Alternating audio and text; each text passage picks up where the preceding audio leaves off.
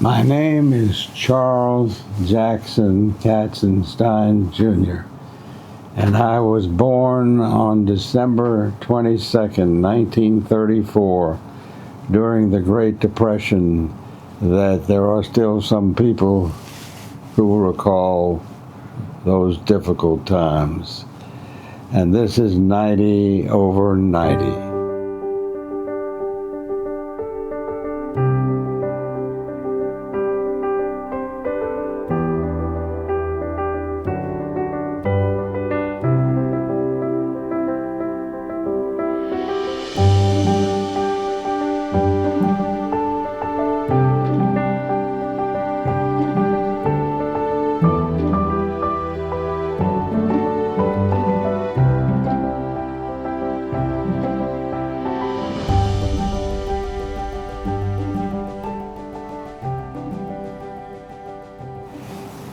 I was the youngest of three children by a margin of 10 years, and the older siblings had left home while I was still quite young, so that it felt at times like I was an only child.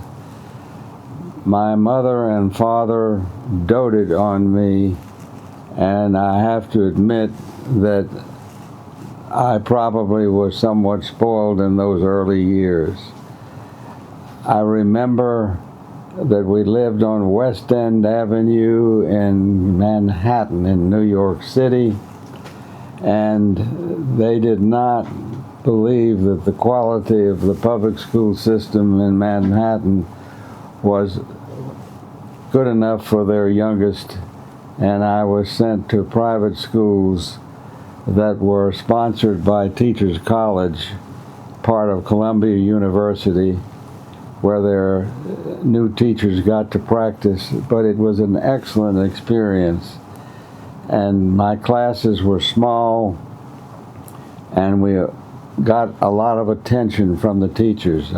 I remember on one occasion we took a trip, maybe when I was 11 or 12, to a public school to see what that was like, and it was such an unpleasant occasion that I was grateful for the fact that my parents had put me in a private school.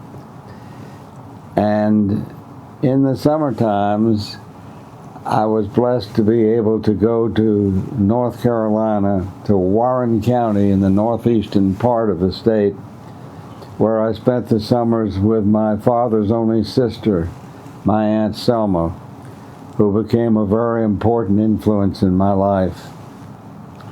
My father was born and raised in Warren County and was the son of immigrants, his father having come over to this country in the 1870s as a 17-year-old boy, whose passage was paid for by his older brother, Emil, and who had to work for his older brother for a period of years to pay for that passage. The history of my grandfather was one of which I was very proud. He learned the English language. He became an entrepreneur, and in his various positions finally settled down as a farmer, which seemed to be his true calling. His wife was a lovely woman. I was not privileged to meet either one of them because they died before I was born. But I revere their memory, and I know that my father was devoted to his parents, as was his sister, my Aunt Selma.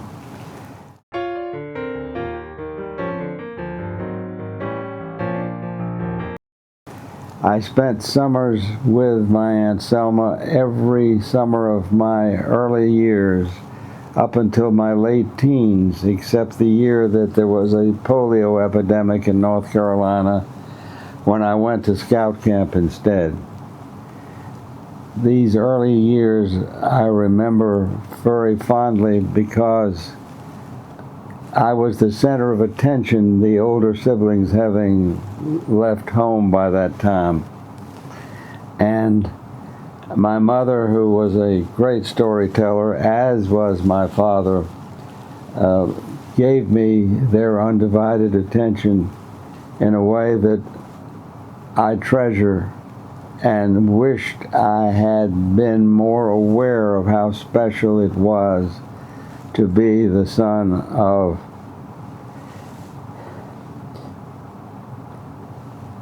Charles and Margaret.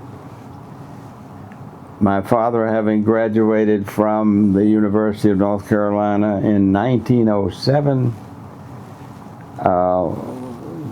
went then to law school at Columbia University in the big city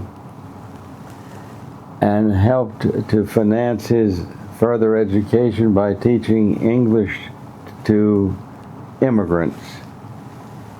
My mother, who was 9 years younger, was a graduate of Barnard College, wrote poetry in her early years, was a wordsmith par excellence, and a masterful player at the game of Scrabble. I remember learning from both of them the basic rules of how one should treat other people and the need to excel at anything I attempted to do. And these early years were spent learning everything that was presented to me in school, but also learning from my parents and observing how they treated other people and how well they were liked by those who knew them.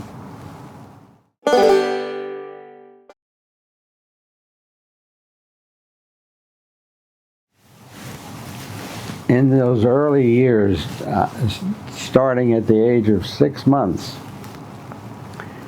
I was brought down to Warren County, North Carolina, to spend time with my father's only sister, my Aunt Selma. My Aunt Selma was a remarkable lady. She was a lady tobacco farmer in a man's world. She was Jewish in a 99.99% Christian community. And last but not least, she became a Republican in a Democratic stronghold.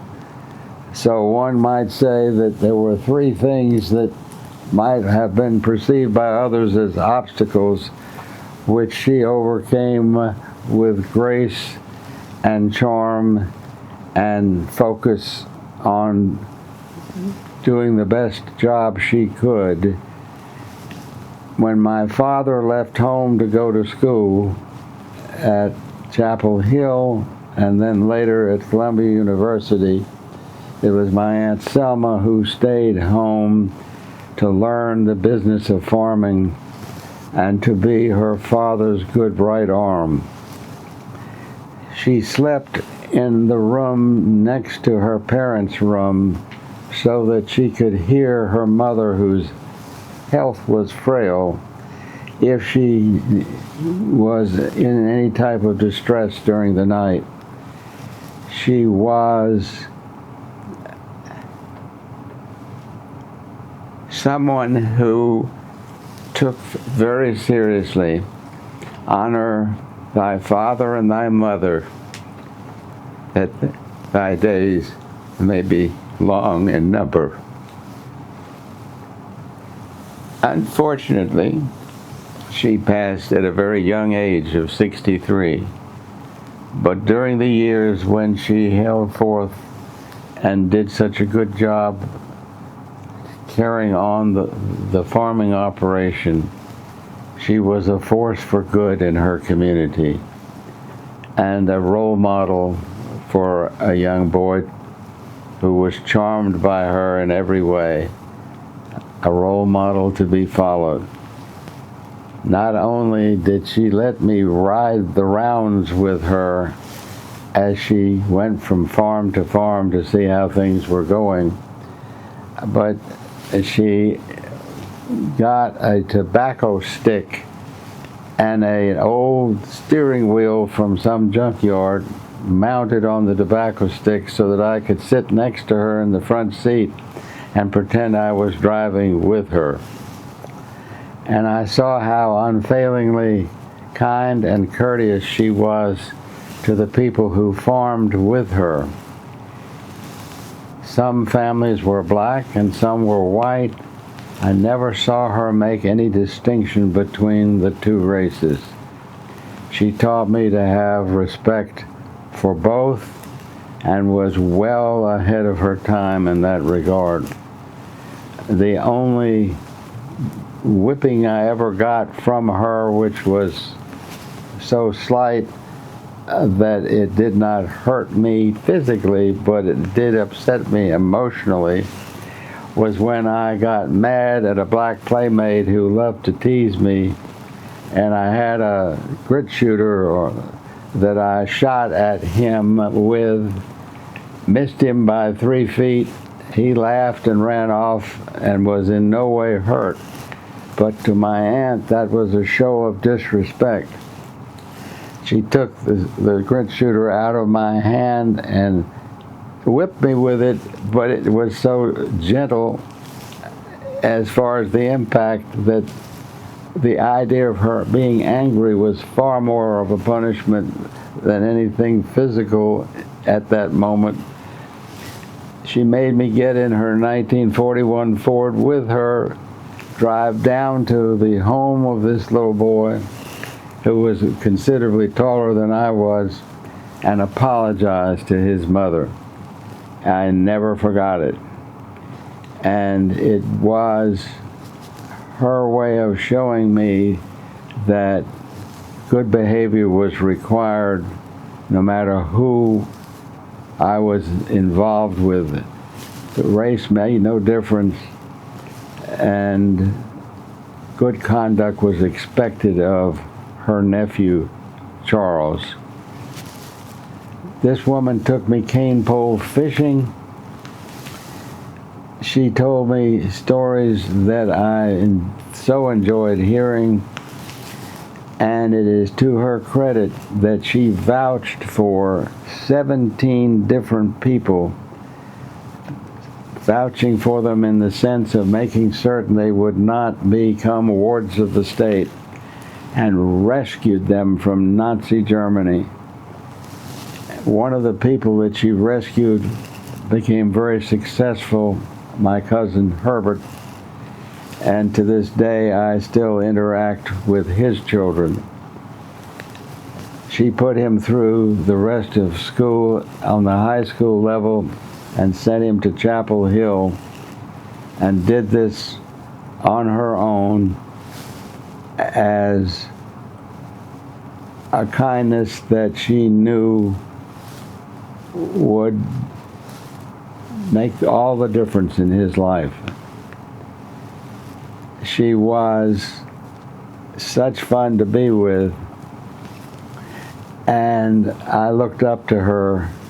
I revered my parents, but my Aunt Selma was the female version of the charming Pied Piper. And she once said to my mother, with whom she got along extremely well, "You have them and I'll take them."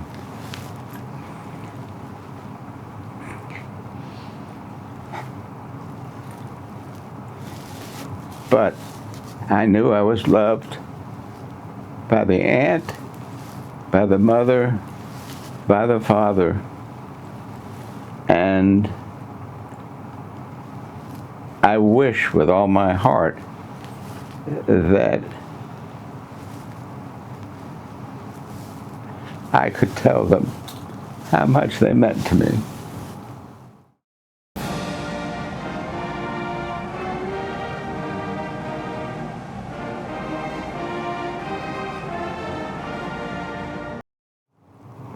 When it came time to pick a college, I remember applying to more than one, but my heart was set on going to the University of North Carolina, because that's where my father had gone, And I so respected him and his stories of the days when he was a student, when the university was small enough so that students and teachers could really get to know one another and sometimes eat a meal together. And I remember him taking me to Chapel Hill, and I remember that he had a meeting with Chancellor Robert Burton House, the magnificent chancellor of the university of those days. And I think he was paving the way for them to accept me as a freshman in the coming school year. My grades were good enough at my high school to allow me to be considered as an out-of-state student, but he made certain that I was going to be accepted, and that apparently was not a big problem, but I really appreciated him interceding on my behalf. And during my years at Chapel Hill, I joined the Naval ROTC because my father had been a naval officer in World War I in the Supply Corps. And because I needed glasses by that time, I wasn't eligible to become a line officer, but I could become a Supply Corps officer. So that when I did graduate from Chapel Hill, I graduated as an ensign. My years at Chapel Hill were wonderful in many ways. I lived in Ruffin Dorm, and on the floor of Ruffin Dorm on which I lived, 7 people, myself included, were inducted into Phi Beta Kappa. Some a year earlier than I was, but I did make it by not as great a margin as 2 of the people that I roomed with, one of whom subsequently won a Fulbright scholarship, and then there was the one who won the coveted Rhodes Scholarship, of which there are only 32 given out each year.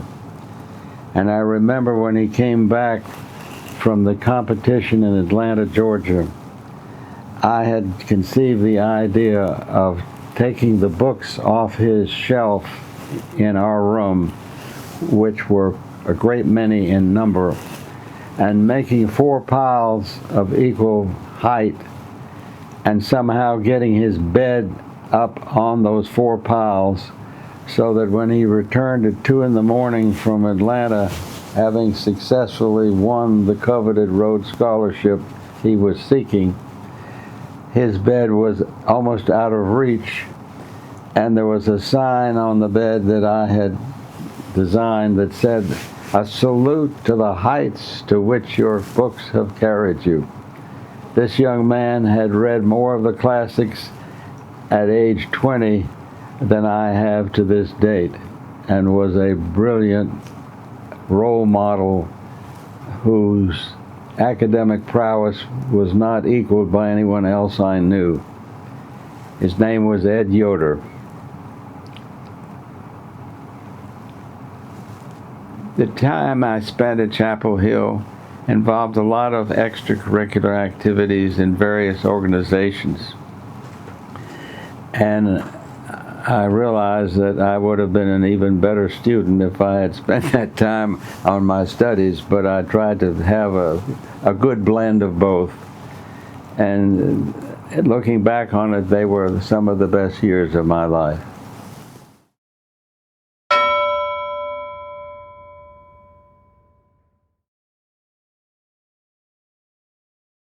Upon graduation from UNC, I was instructed to go to Athens, Georgia, where the Naval Supply Corps School was waiting to put the finishing touches on my duties and to instruct me on how to carry out those duties as a Supply Corps officer. And while I was at Athens, Georgia, in Supply Corps school, I roomed with one of my fraternity brothers from Chapel Hill, of whom I was very fond. And one evening I got a phone call from an Episcopalian minister. The Episcopalian minister I had known when he was in his early 20s. He was the son of a family that my Aunt Selma and my father had been friends with for 50 years.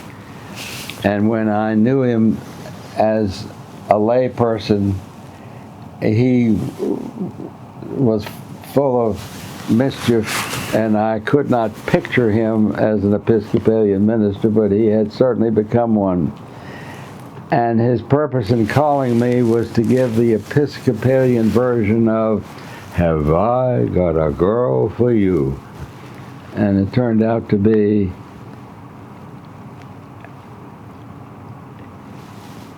one of his best deeds ever. I remember when he was telling me about my wife, Sondra, that I said, knowing what a mischievous person he had been in his earlier days, "So she has nice hair and she's good to her mother, right? And probably homely as a fence post." But he assured me that was not the case, and he was certainly right. Our first date I showed up for in a brown suit, which he later said made me look like a friendly undertaker, and an umbrella because it might be raining. And when I came to pick her up,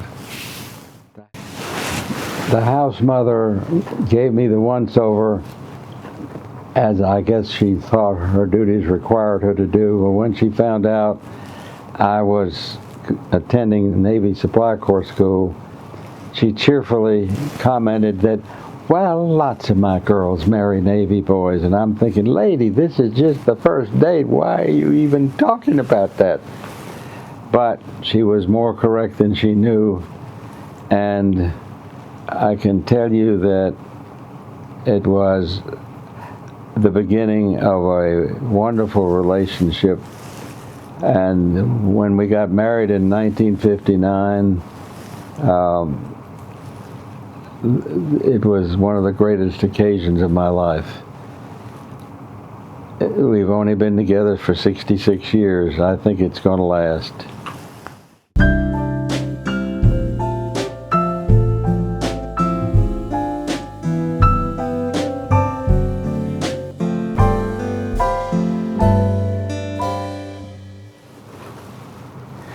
After graduating from law school, I worked briefly at the Institute of Government, and this was during court reform in North Carolina. And one of the legislators on the committee working on court reform was a man named Steve Dolly, who observed my participation and was apparently favorably impressed. And when I became eligible to practice law, he invited me to come to Gastonia, North Carolina.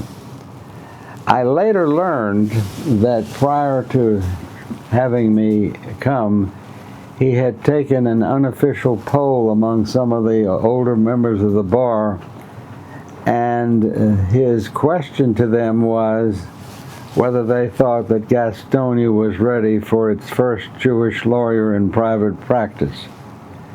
I often wondered what constituted being ready for the first Jewish lawyer, and I remember commenting on the occasion when I was eulogizing Mr. Dolly later on that perhaps the locating of a delicatessen within 3 miles of the courthouse would constitute the county being ready for a Jewish attorney, or it may have been 3 blocks.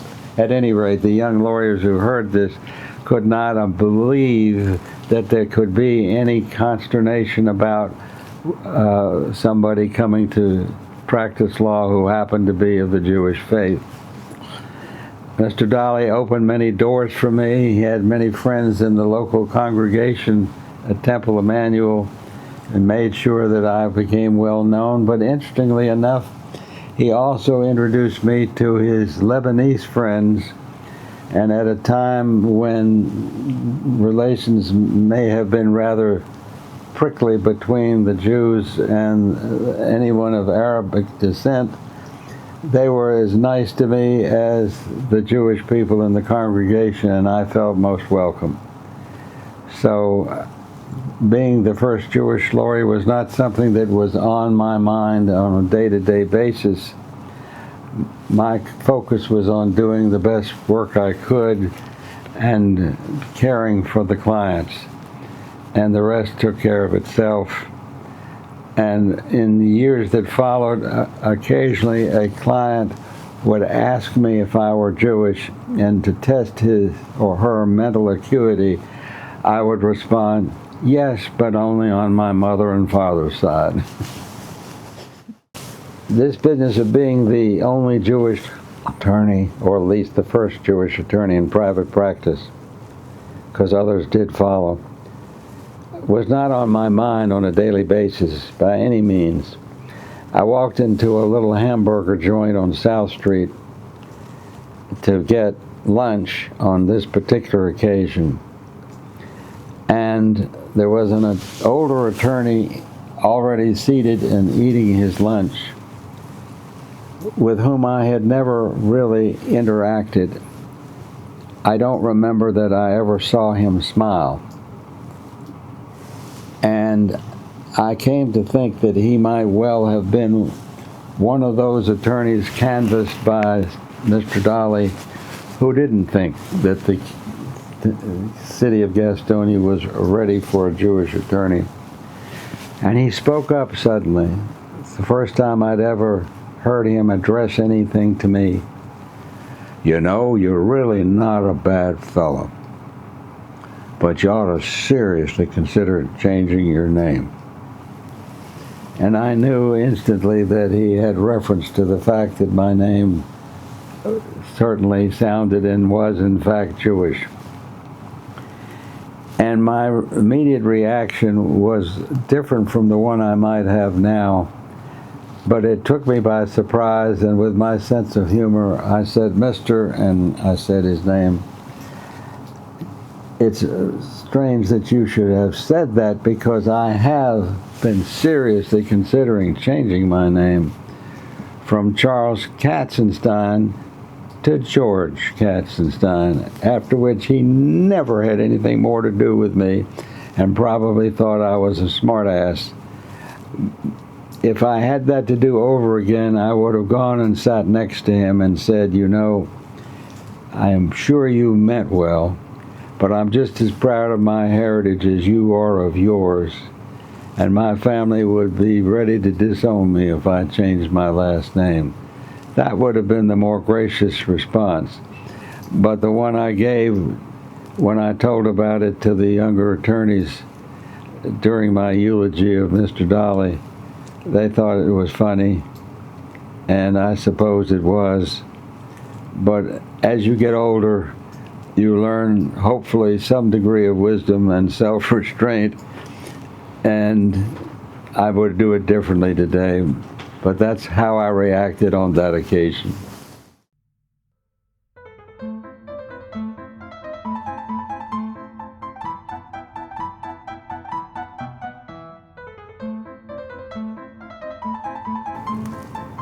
I prefer the South.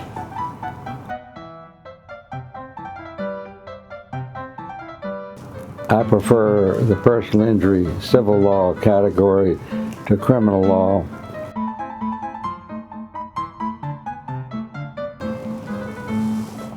I guess I like the orange better because I associate it with the orange juice. And if they're not playing against Carolina, I guess I like Clemson pretty well. No question about it, country life, where people speak to you when you see them on the street, and where you wouldn't be thought to be an odd duck if you said hello the way you would in the big city.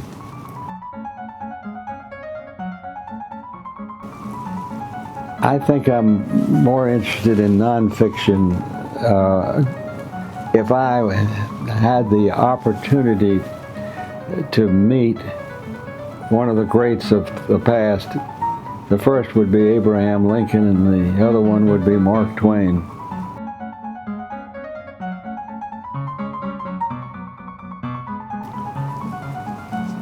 I can only hope that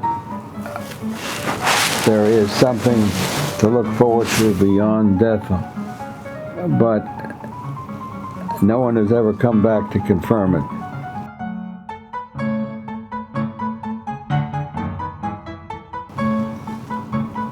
Well, you get more attention than when you were just 89.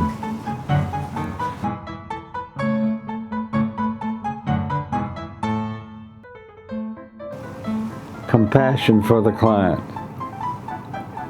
Concern that the client be well served and that the client learn from their experience with the attorney's guidance. A good example being in the personal injury realm, be especially careful when making left turns.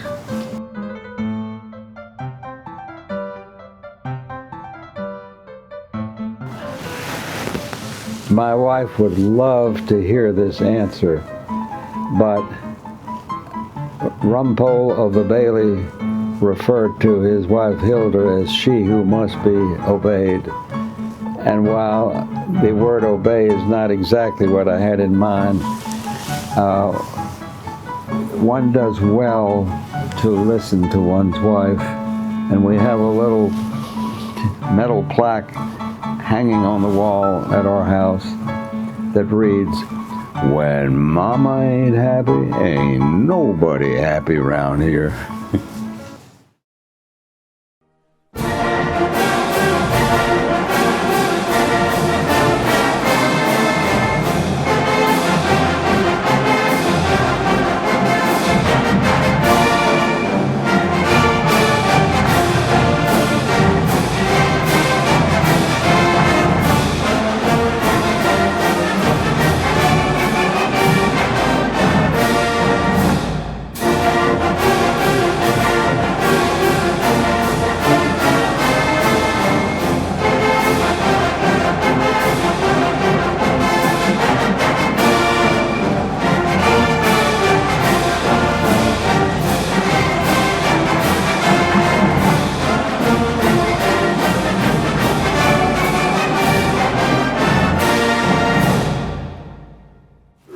My mother, Margaret Katzenstein, had the talent and the capacity for enjoying her own company, so that in the many years that followed my father's passing in 1953, she lived until 1997, and she did not appear to be lonely. Well, on this particular occasion, I was coming home to visit with her, and she knew I was coming. She lived on the 8th floor of her apartment at 207 West 106th Street in Manhattan. And as I entered the apartment, there were 3 locks on the door, indicating the need for security in the big city. I unlocked them all. I came in quietly, and the light in the hallway was off, so that when I heard her in conversation in the big bedroom she had that adjoined the hallway, I assumed she had company and wondered why the hall light wasn't on. So I locked the door back, and I came to the French door through which I could see a light in her room, and hearing her voice in conversation, I said, "Mama, "Oh, hello, dear. I'm glad you got here safely. Who are you talking to?" She said, "Well, I recently visited a Catholic church in Manhattan, St. John the Divine, and it was such a fascinating experience. And the story of my visit was so interesting. I wanted to hear me tell about it again." And I thought, my God, is that not amazing? And she enjoyed her own company, and I think I've inherited some of that from her. I love my family, I love being with them, but if I'm by myself, I must admit, at the risk of seeming overconfident, I'm pretty good company.